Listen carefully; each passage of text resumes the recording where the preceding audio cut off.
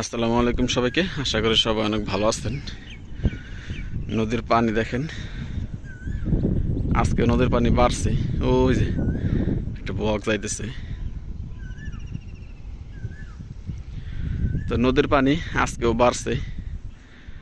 আর এইতেছে আমাদের ঘাসের জমি। ঘাসের জমি বলতে আমাদের নদীর যে কাছার, সেই কাছারে আমরা ঘাস বুনছি।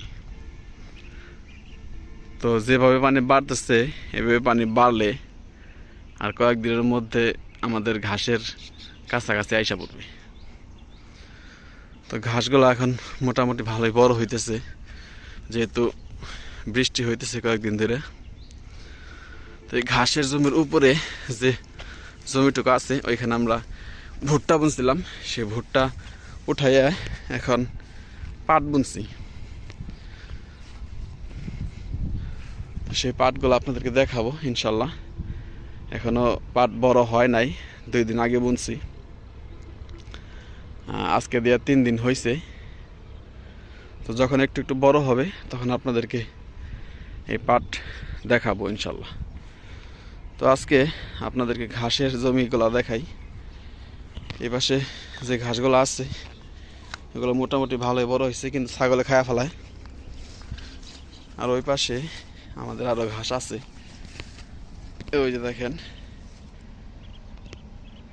এগুলা ছাগলে খুব একটা খাইতে পারে না, তো তার কারণে মূলত এগুলো বড় হয়ে গেছে। আর এই পাশে একটু ছোট ছোট আছে। তো এই ঘাসগুলা ঠিক মতো বড় হইতে, যদি ভালোভাবে বড় হয় তাহলে 20 থেকে 25 দিনের মতো লাগবে আর কি। আর একটু বড় হইলেই এগুলোর মধ্যে সার দিয়ে দিব। সার দিয়ে দিলে খুব তাড়াতাড়ি বড় হয়ে যাবে। তো আমাদের নদীটা দেখেন, এখন প্রতিদিনই একটু একটু করে পানি বাড়তেছে। 1 আঙ্গুল বা 2 আঙ্গুল, কত কত দিন আধা হাত পরিমাণও বাড়ে। তো সকালবেলা নদীর পার পাখি উড়ে যাইতেছে। ওই যে দেখেন, ওই যে পাখি দেখছেন।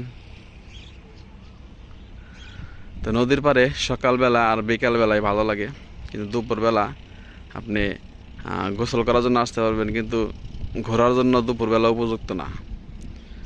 আপনি যদি নদীর পাড়ে ঘুরতে আসেন তাহলে সকালবেলা আসতে হবে, না হয় বিকালবেলা আসতে হবে।